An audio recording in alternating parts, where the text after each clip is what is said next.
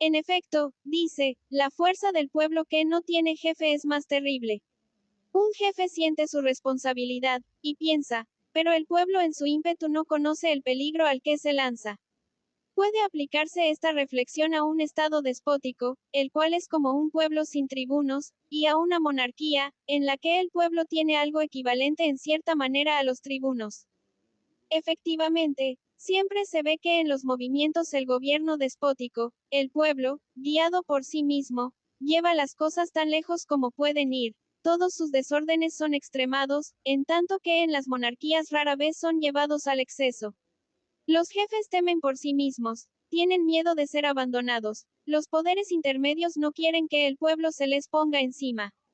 Es raro que las órdenes y corporaciones estén enteramente corrompidas. El príncipe tiene apego a esas órdenes, y los sediciosos, no teniendo ni la voluntad ni la esperanza de derribar el Estado, no pueden ni quieren derribar el príncipe. En tales circunstancias, las gentes de autoridad y cordura se entrometen. Se adoptan acuerdos, temperamentos, arreglos, se corrige lo que ha menester, y las leyes recuperan su vigor y se hacen escuchar. Así nuestras historias están llenas de guerras civiles sin revoluciones, y las historias de los estados despóticos están llenas de revoluciones sin guerras civiles. Los que han escrito la historia de las guerras civiles de algunos estados, y aún los que las fomentaron, prueban de sobra hasta qué punto la autoridad que los príncipes conceden a ciertas órdenes para su mejor servicio dista de serles sospechosa. No debe serlo, puesto que, aún extraviadas, no suspiran más que por las leyes y por su deber, retardando en ímpetu de los facciosos, conteniéndolo más bien que dándole ayuda. 24. 22. Porque tiene más luces y más morigeración. 23. Libro 3, de las leyes. 24. Memorias del cardenal de Retz y otras historias. El cardenal de Richelieu, pensando tal vez que había rebajado mucho las órdenes del Estado, recurrió para sostenerlo a las virtudes del príncipe y de sus ministros. 25. Exigió de ellos tantas cosas que, a la verdad, solamente un ángel podía reunir tanto saber, tanta firmeza, tantas luces, y es difícil esperar que desde hoy hasta la disolución de las monarquías pueda haber ni príncipe ni ministro semejante. Como los pueblos que viven sometidos a un buen régimen son más felices que los que viven sin reglas, sin jefes y errantes por los bosques, así los monarcas sometidos a leyes fundamentales de su estado son más felices que los príncipes despóticos, desprovistos de todos lo que pudiera normalizar el corazón de sus pueblos y aún el suyo. Capítulo 12. CONTINUACION del mismo tema. No se busque magnanimidad en un estado despótico. 26. El príncipe no puede dar una grandeza que él no tiene. En él no hay gloria que comunicar. Es en las monarquías donde el príncipe comunicará a sus súbditos la gloria que él esparce alrededor de sí. Es en ellas donde cada uno, teniendo mayor espacio, puede ejercer las virtudes que dan al alma no independencia, pero sí la grandeza. 25. Testamento político. 26. No puede negarse magnanimidad a un hombre que sea guerrero, justo, generoso, clemente, liberal. Me estoy acordando de tres grandes viseres que han poseído estas cualidades. Si el que tomó a Candia, al cabo de 10 años de sitio, no tiene aún la celebridad de los héroes de Troya, tenía más méritos que ellos y será más estimado por los peritos que un Ulises o un Diomedes. Y el gran visir Ibrahim, que en la última revolución se ha sacrificado por conservarle el imperio a Ahmed III, su señor, y que esperó la muerte arrodillado durante largas horas, ciertamente no carecía de magnanimidad. Voltaire. Capítulo 13. Idea del despotismo. Cuando los salvajes de Luisiana quieren fruta, cortan el árbol por el pie y la cogen. He aquí despótico. 27. Capítulo 14. Como las leyes corresponden al principio en el gobierno DESPOTICO. El gobierno despótico tiene por principio el temor. Para pueblos tímidos, ignorantes, rebajados no hacen falta muchas leyes. Todo gira en torno de 2 o 3 ideas, ni hacen falta más. No hay para qué dar leyes nuevas. Cuando se quiere domesticar un animal, se evita el hacerle cambiar, de amo, de lecciones y de actitud. Se le impresiona con 2 o 3 movimientos, y no más.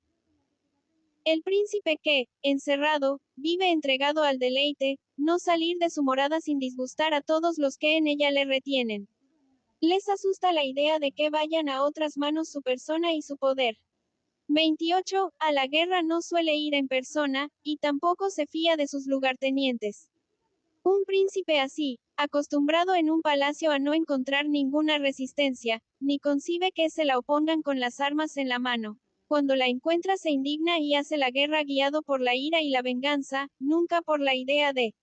27. Este capítulo es corto, no es más que un antiguo proverbio castellano.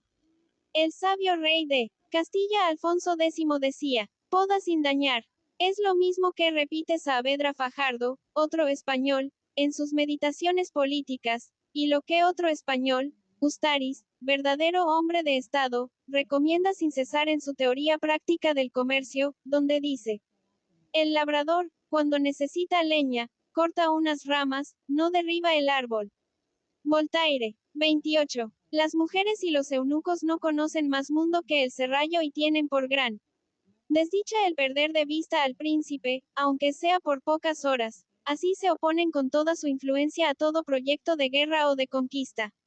Apoderándose con mil artificios del corazón del monarca, arrancan de él con suma facilidad los sentimientos de gloria que en él nazcan. Y el ministro que haya tenido la valentía de inspirárselos, no tardará en ser inmolado a las pasiones de aquellas almas débiles. Chardin, Viaje a Persia, Cap. IV. Gloria, puesto que no la tiene. Así resultan las guerras en su furor primitivo y el derecho de gentes menos efectivo que ninguna parte. Semejante príncipe tiene tantos defectos que sería temerario dejar ver su estupidez natural. Vive encerrado y no se le conoce. Por fortuna los hombres en ese país son tales, que les basta un nombre para que los gobierne. Carlos XII, al encontrar alguna resistencia en el Senado de Suecia, escribió que le enviaría una de sus botas para mandar. Aquella bota hubiera mandado como un rey despótico.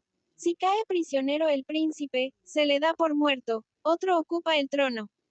Todos los tratados que haya hecho el prisionero son nulos, pues el sucesor no los ratificaría.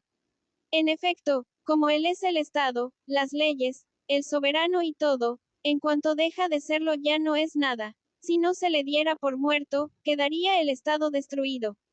Una de las cosas que decidieron a los turcos a hacer la paz con Pedro I solamente, fue que los coscovitas le dijeron al visir que en Suecia habían puesto un nuevo rey en el trono. 29. La conservación del Estado no es más ni menos que la conservación del príncipe, o más bien la del palacio donde él se encierra. Todo lo que no amenace directamente a ese palacio o a la ciudad capital, no impresiona poco ni mucho a los espíritus ignorantes, orgullosos, mal predispuestos, y en cuanto al encadenamiento de los sucesos no pueden seguirlo, ni preverlo, ni siquiera pensar en semejante cosa. La política, sus resortes y sus reglas tienen que ser muy limitados. El gobierno político es tan simple en un estado despótico cual su gobierno civil. 30. Todo se reduce a conciliar la gobernación política y civil con la gestión doméstica, a los funcionarios del Estado con los del serrallo. Un Estado semejante se encontraría en la mejor situación si pudiera estar o ser mirado como solo en el mundo, si estuviera rodeado de desiertos y completamente separado de los pueblos que él llamaría bárbaros.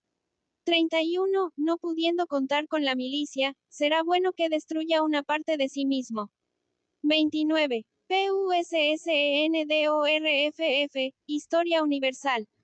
30. Según Chardin, en Persia no hay Consejo de Estado. 31. La principal fuerza de Persia consiste en su situación, pues todas sus fronteras están defendidas por mares, por desiertos, por montañas que hacen la entrada bien difícil. De todos sus vecinos, solamente los turcos pudieran ser temibles para Persia. Los indios son enemigos que desprecia, pues siempre los ha vencido. Los tártaros se hallan divididos en principados diversos, aislados unos de otros, y no hacen guerras formales sino correrías. Chardin. Como el principio del gobierno despótico es el temor, su objetivo es la tranquilidad. Pero eso no es la paz, que es el silencio de ciudades expuestas siempre a ser ocupadas por el enemigo. No estando la fuerza en el Estado, sino en el ejército que lo fundó, es preciso conservar ese ejército para sostén y defensa del Estado, pero ese ejército en una constante amenaza para el príncipe. ¿Cómo, pues, conciliar la seguridad del Estado con la del déspota? Ved, os lo ruego, de qué industria se vale el gobierno moscovita, deseoso de salir del despotismo, para el más pesado que para los mismos pueblos. Ha licenciado una gran parte de las tropas, ha rebajado las penas señaladas para los delitos, ha constituido tribunales, se ha empezado a conocer las leyes, se instruye a los pueblos. Pero hay causas particulares que traerán de nuevo, probablemente, el mal que se quisiera suprimir. En los estados despóticos, la religión ejerce más influjo que en todos los demás. Es un miedo más, añadido a tanto miedo. Los vasallos que no se cuidan por el honor de la grandeza y la gloria del Estado lo hacen por la fuerza y por la religión. En los imperios mahometanos, se debe a la religión principalmente el extremado, el asombro respeto de los pueblos al príncipe. La religión es lo que corrige algo la constitución turca. Entre todos los gobiernos despóticos, ninguno se desgarra y se agota por sí mismo tanto ni tan pronto como aquel en que el príncipe se declara propietario de la tierra, heredero de todos sus vasallos, dueño de cultivar las tierras y abandonar su cultivo. Si el príncipe es además mercader, toda especie de industria quedaría arruinada. En estos estados nada se compone, se retoca, se mejora, no hay reparaciones y mucho menos edificaciones. 32. Se construyen las casas para toda la vida, no se plantan árboles, de la tierra se saca todo sin devolverle nada. Todo está baldío, todo está desierto. ¿Pensáis que se remedie o se disminuya la avaricia de los grandes con leyes que les quiten la propiedad del suelo y la sucesión de bienes? Todo lo contrario, esas leyes irritarán su avaricia, aumentarán su codicia, cometerán vejaciones, porque no creerán verdaderamente suyo sino el oro y la plata que puedan robar y tener bien escondido. 32. Véase RICAUT, Estado del Imperio Otomano, página 196. Por la ley de Bantan, el rey hereda hasta la mujer, los hijos y la casa. Para eludir la más dura de las disposiciones de esta ley, no hay más remedio que casar a los hijos de 8, 9 o 10 años para que no formen parte de la herencia. Para que no se pierda todo, es bueno que la avidez del príncipe sea limitada por alguna costumbre. En Turquía se contenta ordinariamente, con tomar el 3% de las sucesiones de la gente baja. Pero como el gran señor le da a su milicia la casi totalidad de sus tierras y sigue disponiendo de ellas a medida de su voluntad, se apodera de todo lo que sus oficiales dejan al morir. Es el heredero universal, porque cuando muere un hombre, aunque no sea funcionario del imperio, si no tiene hijos varones, hereda el príncipe la propiedad. Las hembras no tienen más que el usufructo, y así la mayor parte de los bienes son poseídos a título precario. En los estados que no tienen ley fundamental, no puede ser determinada y fija la sucesión del imperio. En ellos el monarca es selectivo, unas veces en la familia. Inútil sería determinar que sucediera al déspota su hijo mayor, puesto que elegiría al hijo que prefiera. El sucesor es siempre designado, o por el príncipe, o por sus ministros, o por la guerra civil. Una razón más que en las verdaderas monarquías de perturbación y de disolución.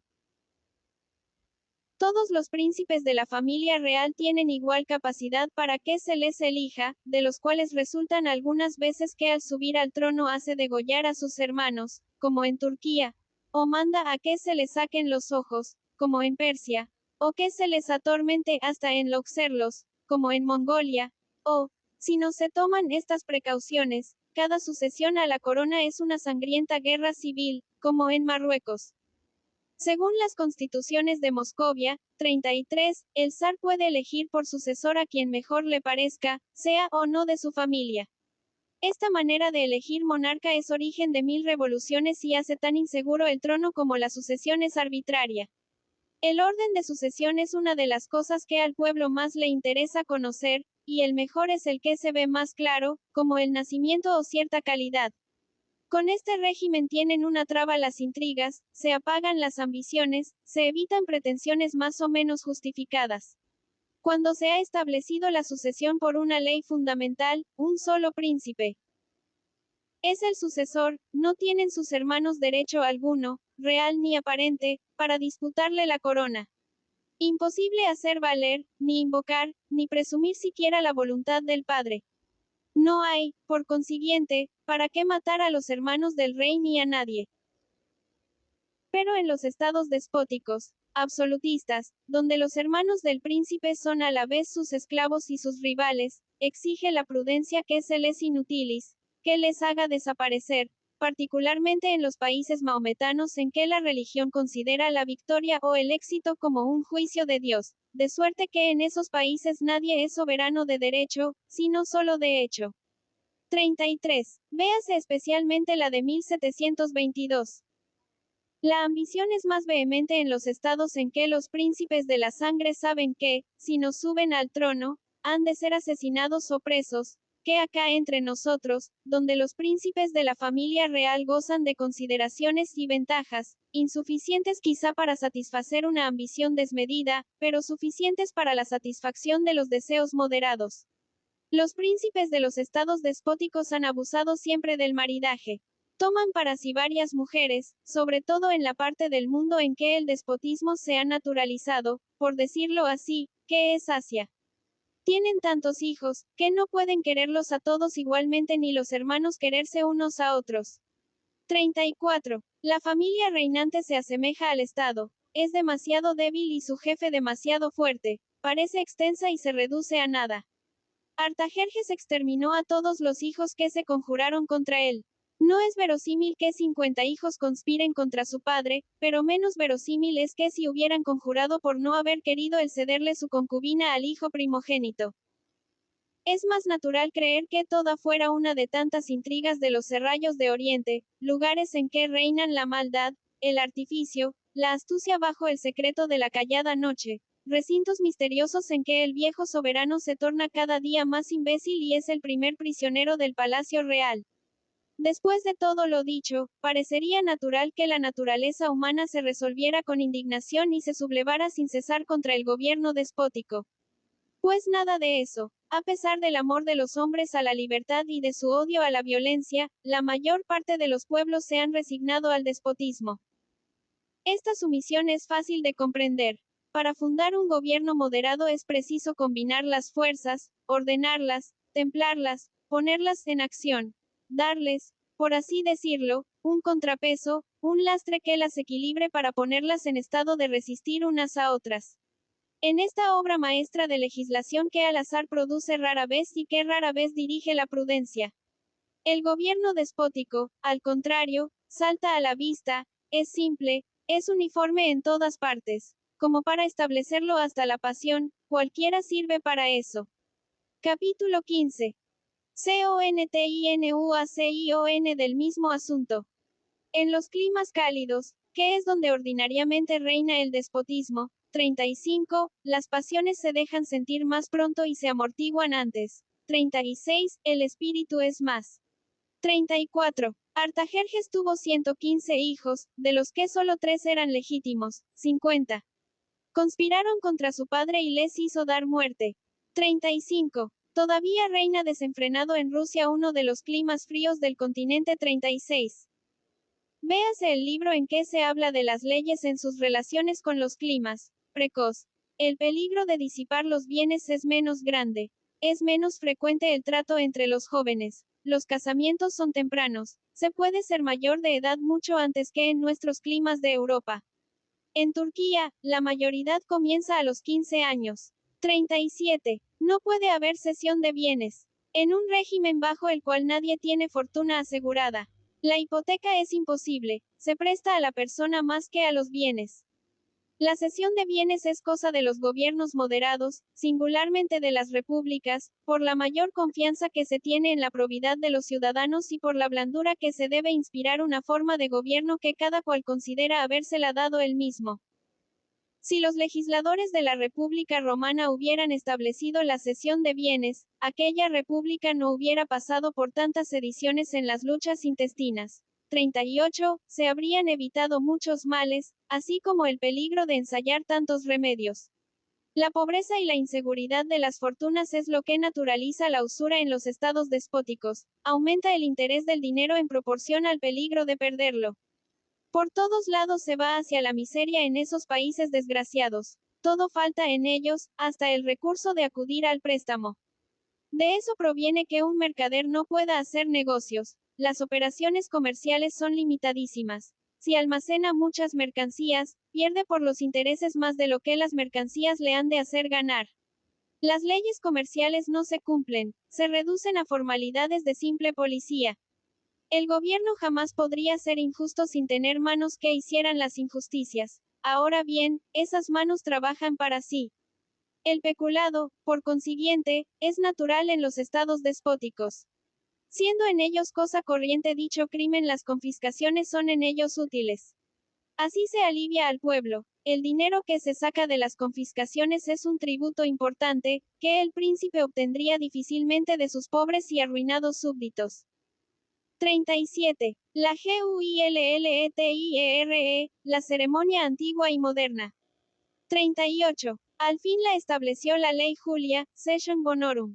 Se evitaba la prisión y el embargo ignominioso. En los estados moderados es diferente.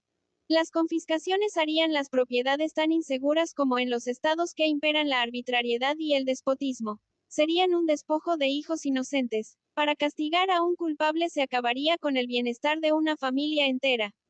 En las repúblicas las mismas confiscaciones harían el daño de destruir la igualdad, alma de aquellas, al privar a un ciudadano de lo que necesita. 39. Una ley romana quiere que no se confisque más que por crimen de lesa majestad. Sería muy cuerdo ajustarse al espíritu de esta ley, dejando las confiscaciones para ciertos crímenes. 40. Capítulo 16. De la comunicación del poder. En el gobierno despótico, el poder se transmite o se comunica entero a la persona a quien se le confía. El visir es el déspota. Cualquier funcionario es el visir. En el gobierno monárquico, el poder se aplica menos inmediatamente. El monarca no lo cede tan en absoluto y al darlo se puede decir que lo modera.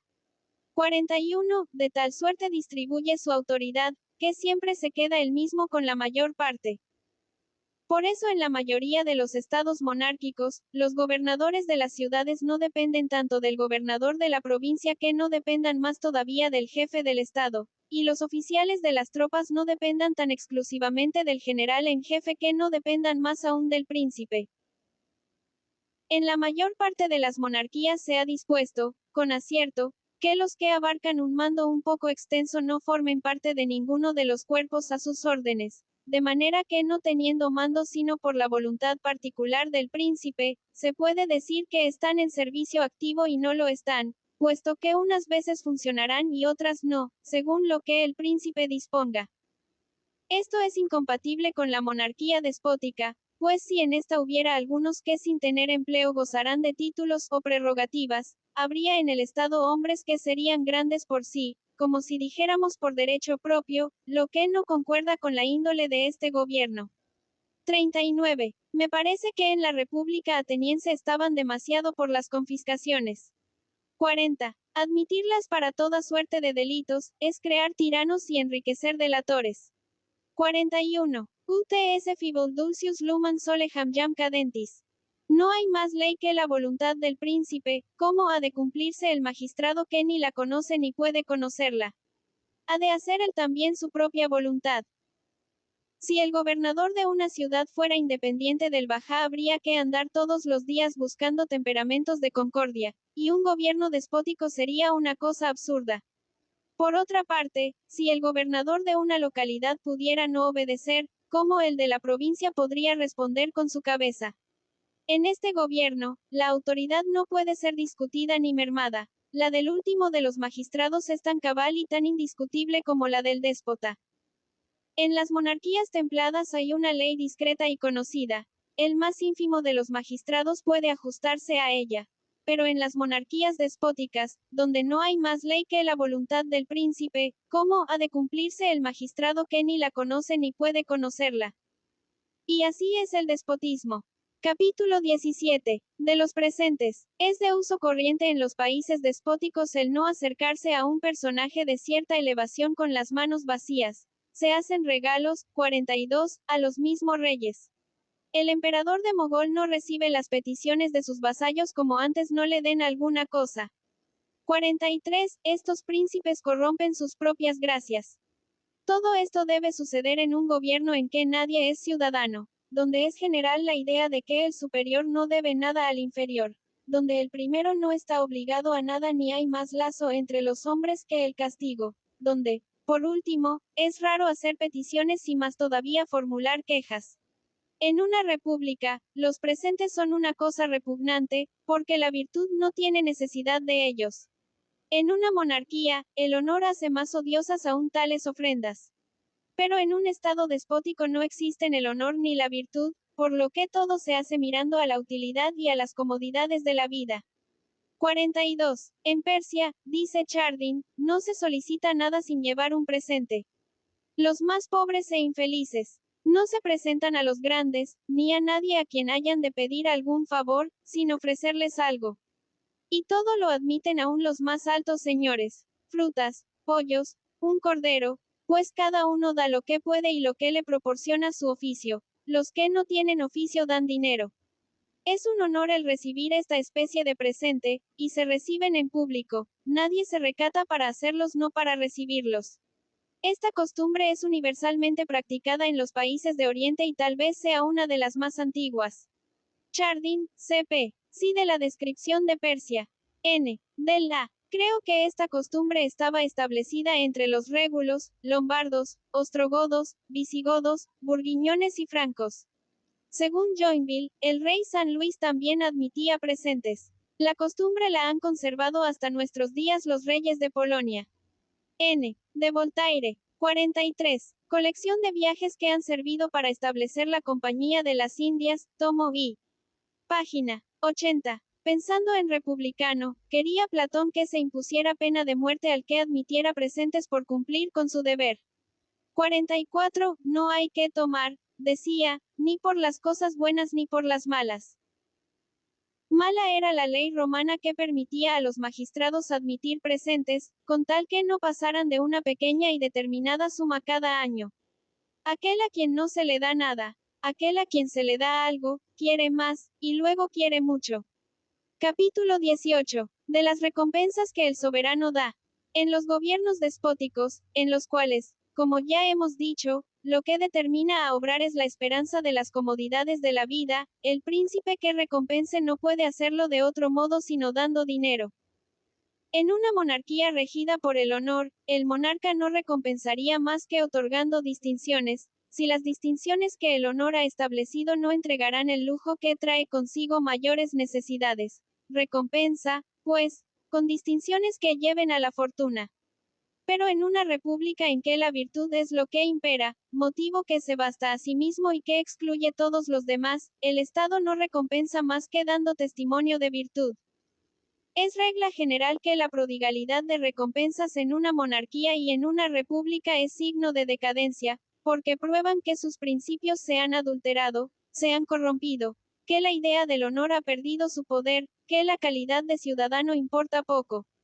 Los peores emperadores romanos fueron los que dieron más, como Calígula, Claudio, Nerón, Vitelio, Comodo, Heliogábalo y Caracalla. Los mejores, como Augusto, Vespasiano, Antonino Pío, Marco Aurelio y Pertinax, no fueron nada pródigos. Con los buenos emperadores se restablecieron los principios, el tesoro del honor suplía a todos los demás tesoros. Capítulo 19. Nuevas consecuencias de los principios de los tres gobiernos. No puedo resolverme a terminar este libro sin hacer algunas otras aplicaciones de mis tres principales. 44. Libro 12 de las leyes. Primera cuestión. ¿Deben las leyes hacer oligarquía para los ciudadanos la aceptación de los empleos públicos? Digo que sí en el régimen republicano, y que no en el monárquico. En el primero, las magistraturas son testimonios de virtud, depósitos que la patria confía a un ciudadano que se debe a ella, que debe consagrarle su vida, sus acciones y sus pensamientos, por consiguiente no puede rehusar los cargos públicos. 45. En el segundo, las magistraturas son patentes de honor. Pero es tal la rareza del honor, que hay quien no lo quiere sino cuando le place. El difunto rey de Cerdeña, 46, castigaba a los que admitían las dignidades, empleos y funciones del Estado. Sin saberlo, practicaba ideas republicanas. Con todo, su manera de gobernar demuestra que no tenía semejantes intenciones. Segunda cuestión. ¿Es buena máxima la de que pueda obligarse a un ciudadano a aceptar en la milicia un empleo inferior al que ha tenido? Entre los romanos se veía con frecuencia que un capitán pasara luego a servir a las órdenes de su propio teniente. 47. Como que las repúblicas, la virtud exige que se haga por el Estado un sacrificio continuo de la convivencia personal. Pero en las monarquías no permite el honor, verdadero o falso, lo que se llama en ellas una degradación. En los gobiernos despóticos, en los que se abusa del honor, de los empleos y de las categorías, lo mismo se hace de un magnate un empleado que de un perdulario un príncipe. Tercera cuestión. ¿Son compatibles en una misma persona los empleos civiles y militares? ¿Es necesario unirlos en la república y separarlos en la monarquía? En las repúblicas sería muy arriesgado hacer de las armas una profesión particular, una clase aparte de los que desempeñan funciones de orden civil. Y no sería menos peligroso, en las monarquías, dar a la misma persona ambas funciones. En la República no se toman las armas para otra cosa que defender las leyes, en calidad de defensor de las mismas y de la patria. Precisamente por ser ciudadano se hace un hombre soldado temporalmente. Si se distinguiera una clase de la otra, se haría ver al que toma las armas creyéndose ciudadano, que no es más soldado. 45. Platón, en su República, pone la negativa a dicha aceptación entre las señales de corrupción de la República. En las leyes quiere que sea castigada con una multa. En Venecia, se castiga con la deportación. 46. Víctor Amadeo. 47. Algunos centuriones apelaron al pueblo reclamando el empleo que ya había tenido, y uno de ellos les dijo a los demás: compañeros, hemos de mirar como igualmente honrosos todos los puestos en que defendamos la República. Tito Livio, libro 42. En las monarquías, la gente de guerra no busca más que la gloria, el honor y la fortuna. Por eso ha de evitarse el dar los empleos civiles a los hombres de armas. Al contrario, es menester que los tengan a raya los magistrados civiles, para que no suceda que los mismos hombres tengan al mismo tiempo la confianza pública y la fuerza para abusar de aquellas. 48. En una nación en que la república se esconde bajo la forma de la monarquía, ved cuánto se teme que haya una clase particular de hombres de guerra y cómo el guerrero es siempre ciudadano, y aún magistrado, para que estas cualidades sean una garantía. La división de magistraturas civiles y militares, hecha por los romanos después de la república, no fue cosa arbitraria. Fue consecuencia del cambio de constitución de índole monárquica. Lo que fue comenzado en tiempo de Augusto, 49, se vieron obligados los emperadores siguientes a acabarlos para templar un tanto el gobierno militar. Cuarta cuestión. Conviene que los cargos públicos se vendan. No puede convenir en los estados despóticos, donde es necesario que los súbditos puedan ser empleados o desempleados en cualquier instante por el príncipe, es conveniente en los estados monárquicos, porque en ellos se da a las familias lo que debiera darse al mérito. Perpetuando las funciones en las familias, se da más permanencia a las clases del Estado. Con razón dijo Suidas, 50, que Anastasio había hecho del imperio una especie de aristocracia al vender todas las magistraturas. Platón no admite esa venalidad. 51, es lo mismo, dice, que si en un barco se hiciera piloto a alguno por su dinero. ¿Y cómo es posible que lo malo para otros menesteres sea bueno solamente para conducir una república? Comillas. Pero Platón habla de una república fundada en la virtud y nosotros hablamos de una monarquía. Ahora bien, cuando en una monarquía no se organiza y reglamente la venta de los destinos públicos, los venderá de todos modos la codicia de los cortesanos. Por último, el hacer carrera para las riquezas fomenta la industria. 52, de lo que tiene gran necesidad esta clase de gobierno. 48. No imperium ad optimas novillum transferretur, senatum miltia gallenus. Estiam adire exerctium. AURELIOVICTOR, de viris illustribus. 49. Augusto les quitó el derecho de llevar armas a los senadores, procónsules y Gobernadores. N. De la. Augusto no privó de ese derecho más que a los senadores, pues los protectores, lugartenientes del emperador, mandaban los ejércitos en las provincias que gobernaban. N. De C.R. Vier. 50. Fragmentos sacados de las embajadas de Constantino por Firogenetes. 51. República, libro 7. 52. En España se trabaja poco porque todos los empleos se dan. La quinta cuestión. ¿En cuál gobierno son necesarios los censores? En la República, porque el principio fundamental de este gobierno es la virtud. Y la virtud no destruye únicamente los crímenes, sino también los descuidos, las negligencias, las faltas, la tibieza en el amor a la patria, los malos ejemplos, simiente de corrupción. No ya lo que sea ilegal, sino todo aquello que sin ir contra las leyes, las elude. No lo que las destruya, sin lo que las debilite o las anule haciéndolas olvidar.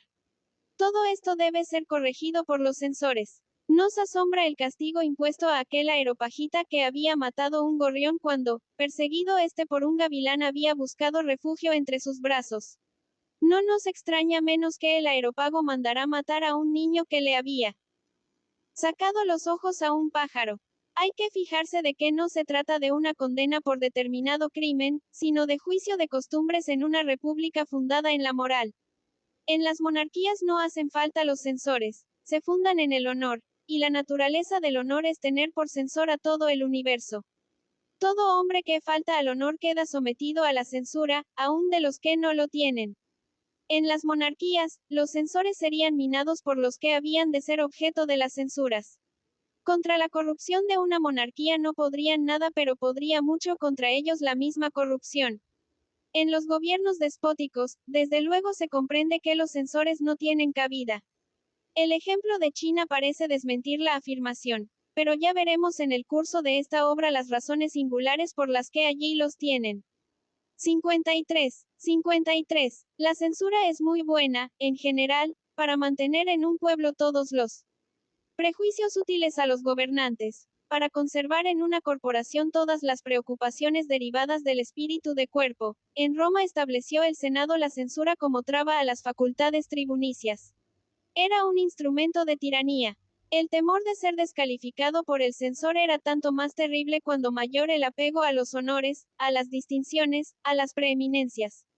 Para hombres guiados por la virtud, los juicios de los censores inspiraban risa, empleaban su elocuencia en lograr la abolición de una cosa tan ridícula. Voltaire, libro sexto. Consecuencias de los principios de los gobiernos respecto a la simplicidad de las leyes civiles y criminales, forma de los juicios y establecimiento de las penas.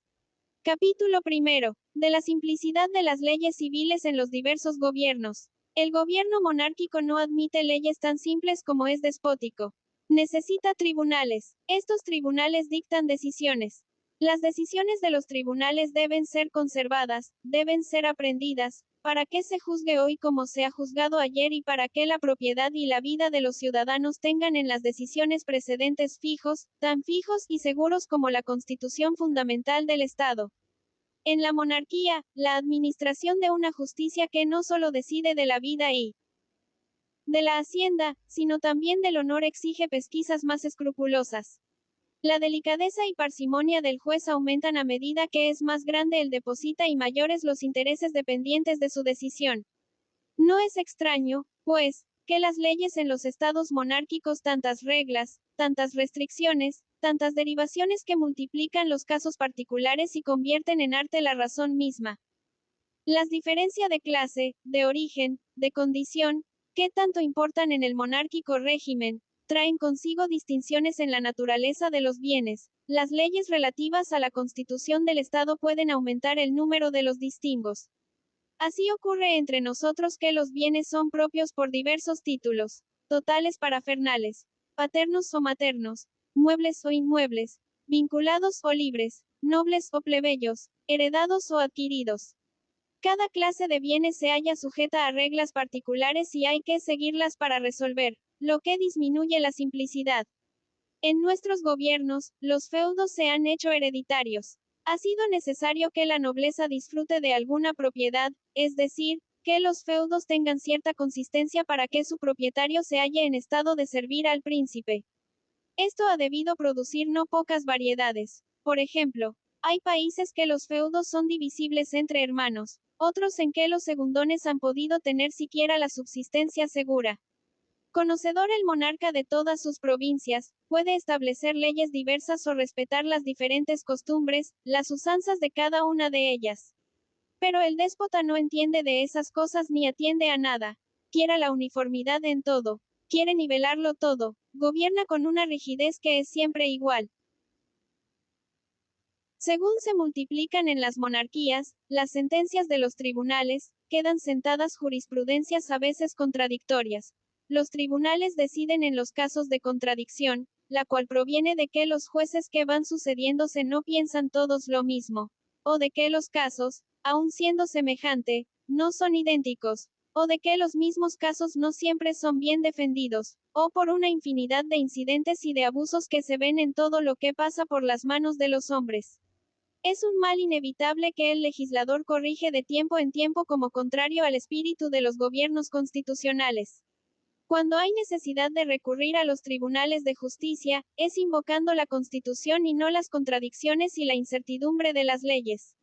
En los regímenes que suponen la existencia de distinciones entre las personas, ha de haber necesariamente privilegios. Esto disminuye más todavía la simplicidad y trae mil excepciones. Uno de esos privilegios es el de comparecer y litigar ante un determinado tribunal. De aquí nuevas cuestiones pues ha de resolverse qué tribunal que ha de entender en cada caso. Los pueblos de los estados despóticos están en un caso muy diferente. No sé, en tales países, sobre qué puede el legislador estatuir o el magistrado juzgar. Perteneciendo todas las tierras al príncipe, casi no hay leyes civiles relativas a la propiedad del suelo. Del derecho a suceder que tiene el soberano, resulta que tampoco hay leyes relativas a las sucesiones. El monopolio que ejercen en varios países hace inútiles también todas las leyes sobre el comercio. Contrayéndose allí los matrimonios con hijas de esclavos, no hacen falta leyes civiles acerca del dote de la contrayente. Existiendo tan prodigiosa multitud de esclavos, son pocos los individuos que tengan voluntad propia y la consiguiente responsabilidad para que un juez les pida cuenta de su conducta. La mayor parte de las acciones morales, no siendo más que la voluntad del padre, del marido, del amo, estos la juzgan y no los magistrados. Olvidaba decir que, siendo punto menos que desconocido en los estados despóticos lo que llamamos honor, lo que al honor se refiere, que tiene entre nosotros un capítulo tan grande, no exige en estos estados legislación alguna. El despotismo se basta a sí mismo, lo llena todo, y a su alrededor está el vacío. Por eso los viajeros que describen esos países en que el despotismo reina, rara vez nos hablan de las leyes civiles. Desaparecen las ocasiones de disputar y de pleitos. Eso explica lo mal mirados que son en tales países los pocos litigantes. Queda a la vista la injusticia o la temeridad de sus reclamaciones, porque no las encubre o las ampara una infinidad de leyes. Capítulo 2. De la simplicidad de las leyes criminales en los diversos gobiernos. Se oye decir a toda hora que la justicia debiera ser en todas partes como en Turquía. Pero es posible que el pueblo más ignorante del mundo haya visto más claro que los otros pueblos en lo más importante que hay para los hombres. Si examináis las formalidades de la justicia y veis el trabajo que le cuesta a un ciudadano el conseguir que se le dé satisfacción de una ofensa o que se le devuelva lo que es suyo, diréis que aquellas formalidades son excesivas. Al contrario, si se trata de la libertad y la seguridad de los ciudadanos, os perecerán muy pocas. Los trámites, los gastos, las dilaciones y aún los riesgos de la justicia, son el precio que paga cada una por su libertad. En Turquía, donde se atiende poco a la fortuna, el crédito, al honor y a la vida de los hombres, se terminan pronto y de cualquier manera todas las disputas. Que acaben de una manera o de otra es cosa indiferente, con tal que acaben. El bajá, rápidamente informado, hace repartir entre los litigantes muchos o pocos bastonazos en las plantas de los pies, y asunto concluido. 1. Sería muy peligroso que apareciera las pasiones de los litigantes. 2. Las cuales. 1. Es falso que en Constantinopla se ocupe un bajá en administrar justicia, función de la incumbencia del cadí. A menudo asiste a la audiencia el sultán en persona, oculto detrás de una celosía. Y en las causas importantes, se le pide que decida él y él decide en 2 palabras. Se instruyen los procesos con prontitud y sin ruido. Ni abogados, no procuradores, ni papel sellado. Cada uno se defiende a sí mismo como puede sin atreverse a hablar. Ningún pleito puede durar más de 17 días. Voltaire. 2. El mayor peligro del despotismo está en su propia fuerza. Los dos extremos se tocan en un mismo punto, y este punto es la milicia. Que los genízaros estén contentos, las pasiones de los interesados poco importan y se quedarán las cosas como estaban. Si están descontentos, aún sin las pasiones de los litigantes será todo cambiado y destruido.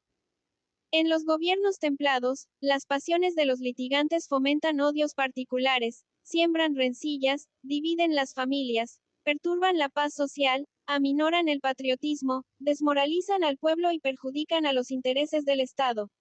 Servan. Suponen un deseo ardiente, una acción constante de espíritu, una voluntad y el tesón de mantenerla. Todo esto hay que evitarlo en un gobierno en el cual no ha de haber otro sentimiento que el temor, en el que de repente surgen de cualquier cosa las revoluciones imposibles de prever, de lo que hay tantos ejemplos. Todos comprenden que a ninguno le conviene hacer sonar su nombre, que lo oiga el magistrado, pues la seguridad de cada uno estriba en su silencio, en su insignificancia o en su anulación. Pero en los gobiernos moderados, en los que el más humilde de los ciudadanos es atendido, a nadie puede privársele de su honor ni de sus bienes sin un detenido examen, a nadie puede quitársele la vida si la patria misma no lo manda, y aún dándole todos los medios de defensa. Cuanto más absoluto se hace el poder de un hombre, 3, más piensa el mismo hombre en simplificar las leyes. Se atiende más a los inconvenientes con que tropieza el Estado que a la libertad de los individuos de la que realmente no se hace ningún caso. En las repúblicas se necesitan, a lo menos, tantas formalidades como en las monarquías.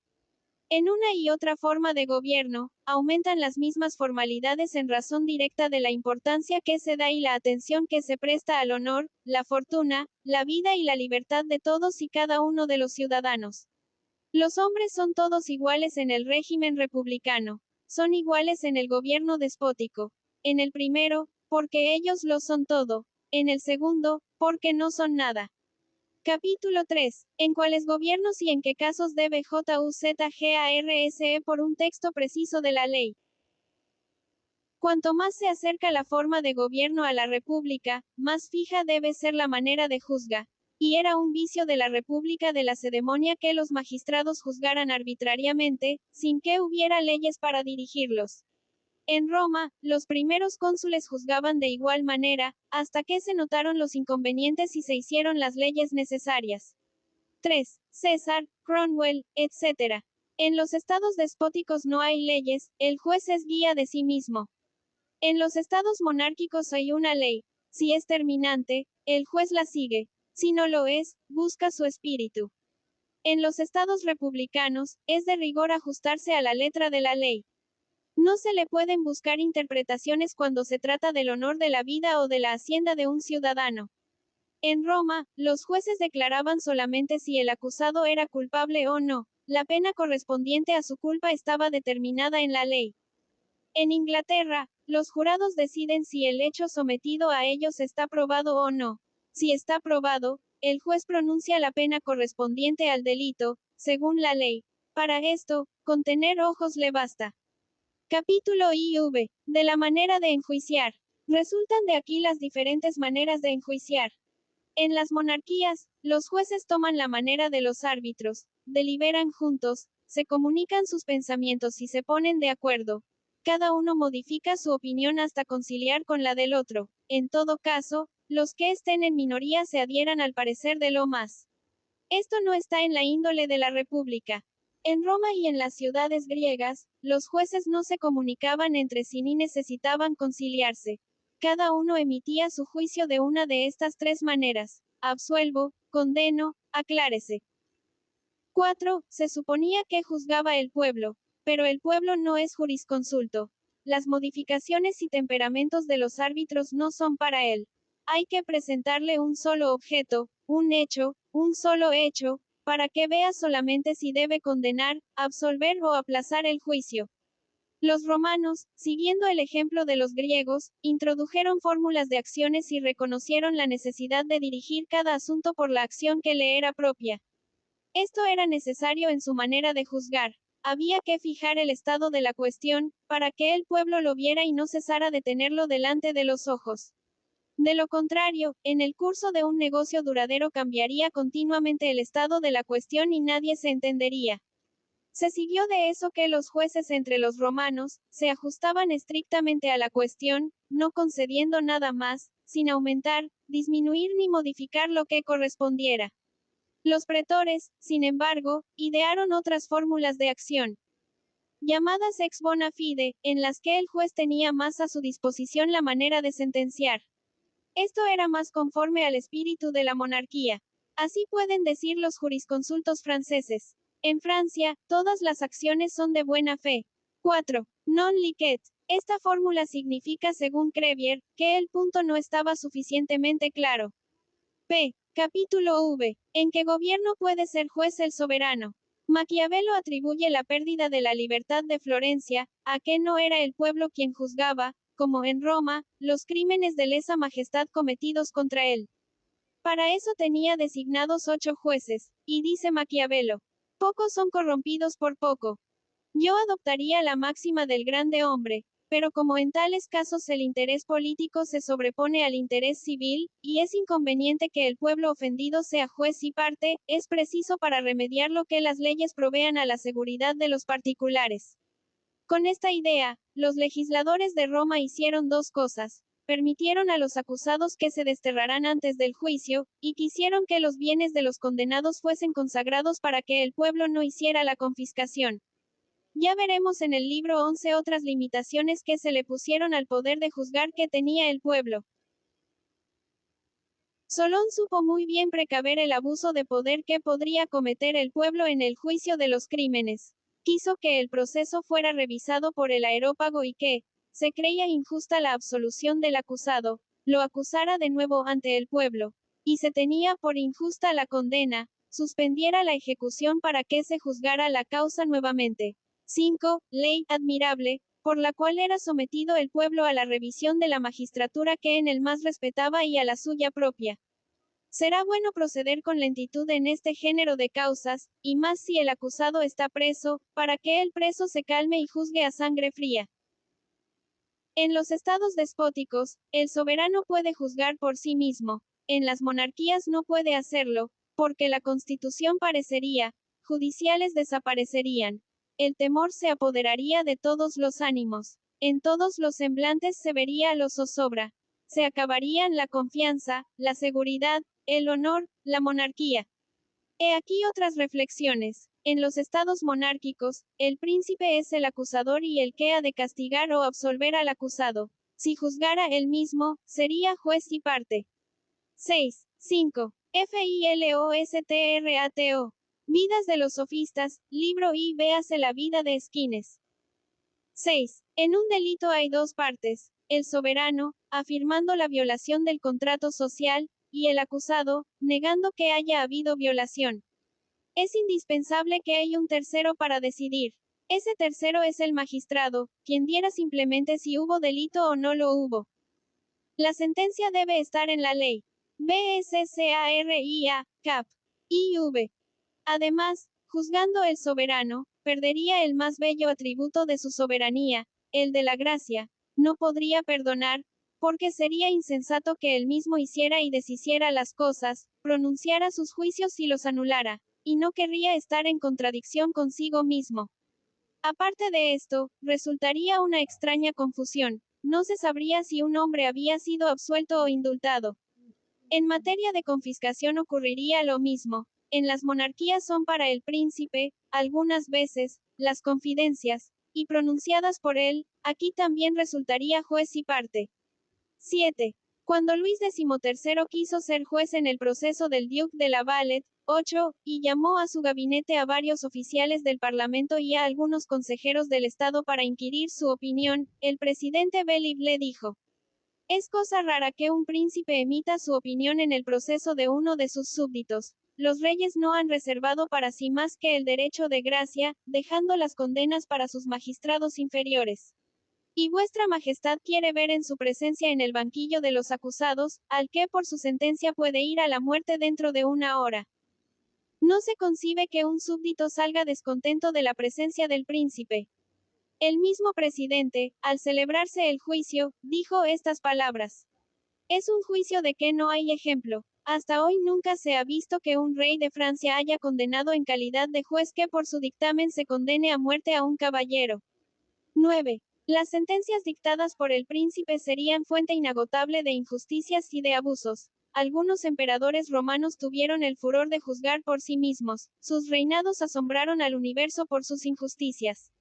7. Platón no creía que los reyes, siendo a la vez sacerdotes, puedan asistir a un juicio en que se condene a muerte, presidio o deportación.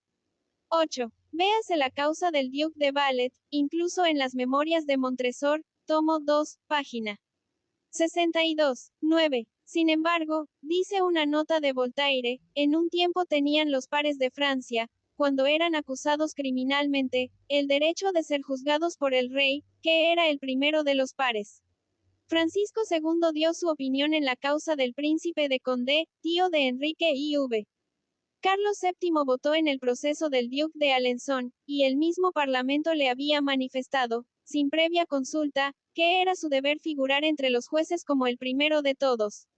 El día, añade Voltaire, la presencia del rey en la vista de un proceso contra un par de Francia, parecería sin duda un acto de tiranía. Claudio, dice Tácito, 10, después de atraer así las funciones de los magistrados.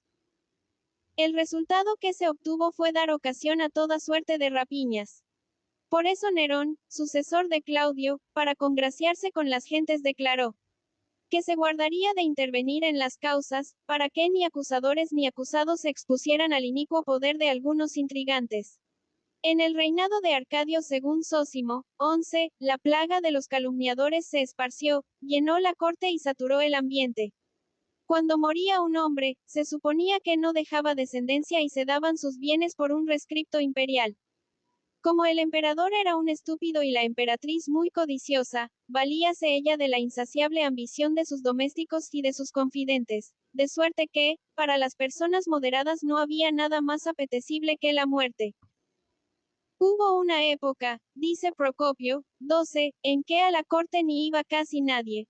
Pero en tiempo de Justiniano, como los jueces ya no tenían la facultad de hacer justicia, los tribunales se quedaron desiertos y el palacio fue invadido por una multitud de litigantes y de pretendientes que hacían resonar en él sus clamores y solicitudes. Todo el mundo sabe cómo se fallaban las cuestiones y cómo se hacían las leyes. Las leyes son los ojos del príncipe, quien ve por ellas lo que no vería sin ellas. Cuando quiere sustituirse a los tribunales, trabaja no para sí sino para sus seductores y contra sí mismo. Capítulo B. En las MONARQUIAS, los ministros no deben juzgar. También es inaceptable que en la monarquía sean los ministros del príncipe los que juzguen en materia contenciosa. 13. Todavía hoy vemos estados en que, sobrando jueces, quieren juzgar los ministros. Las reflexiones que ocurren son innumerables. Yo no haré más que una, esta. Por la naturaleza misma de las cosas, hay una especie de contradicción entre el consejo del monarca y sus tribunales. El consejo debe componerse de pocas personas y los tribunales de justicia exigen muchas. La razón es que los consejeros deben tomar los asuntos con algo de pasión, lo que solo se puede esperar de 4 o 5 hombres interesados en lo que han de resolver. Siendo muchos, no todos los tomarían con igual calor. En los tribunales judiciales sucede lo contrario. Conviene ver las cuestiones con serenidad, en cierto modo con indiferencia. 10. Anales, libro 11. 11. Historia, libro V. 12. Historia secreta. 13. Los ministros pueden decidir en los casos dudosos, pero no juzgarlos. Capítulo 7. Del magistrado único. Esto no puede ser más que en gobierno despótico. Se ve en la historia romana hasta qué punto un juez único puede abusar de su poder. Cómo Apio no había de menospreciar las leyes, puesto que violó la hecha por él mismo. 14. Capítulo 8. De las acusaciones en los distintos gobiernos. En Roma, 15, le era permitido a un ciudadano el acusar a otro. Esto se había establecido según el espíritu de la República, en la que todo ciudadano ha de tener un celo sin límites por bien público. 16, en la que se supone que todo ciudadano dispone de la suerte de la patria. Las máximas de la República perduraron con los emperadores, y se vio aparecer un género de hombres funestos, una turba de infames delatores. Todos los ambiciosos de alma baja delataban a cualquiera, culpable o no, cuya condena pudiera ser grata al príncipe. Este era el camino de los honores y de la fortuna. 17, lo cual no sucede entre nosotros. Nosotros tenemos ahora una ley admirable, y es que la que manda que el príncipe tenga en cada tribunal un funcionario que en su nombre persiga todos los crímenes, de suerte que la función de delatar es desconocida entre nosotros. En las leyes de Platón, 18, se castigaba a los que no advirtieran a los magistrados de lo que supiera, o les negaran su auxilio. Esto, hoy, no convendría. Los funcionarios velan por el sosiego de los ciudadanos. Aquellos obran, estos confían en aquellos.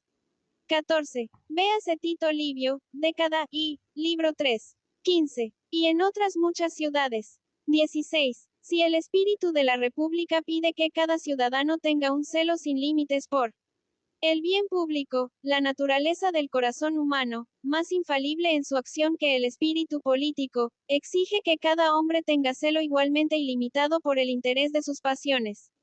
Así la libertad de acusar, lejos de favorecer al bien público, excita y favorece el interés de las pasiones individuales. Servan. 17. Véase lo que dice Tácito de las recompensas concedidas a los delatores. 18. Libro 9. Capítulo IX. De la severidad de las penas en los diversos gobiernos. La severidad de las penas es más propia del gobierno despótico, cuyo principio es el terror, que da la monarquía o de la república, las cuales tienen por resorte, respectivamente, el honor y la virtud. En los estados modernos, el amor a la patria, la vergüenza y el miedo a la censura son motivos reprimentes que pueden evitar muchos delitos.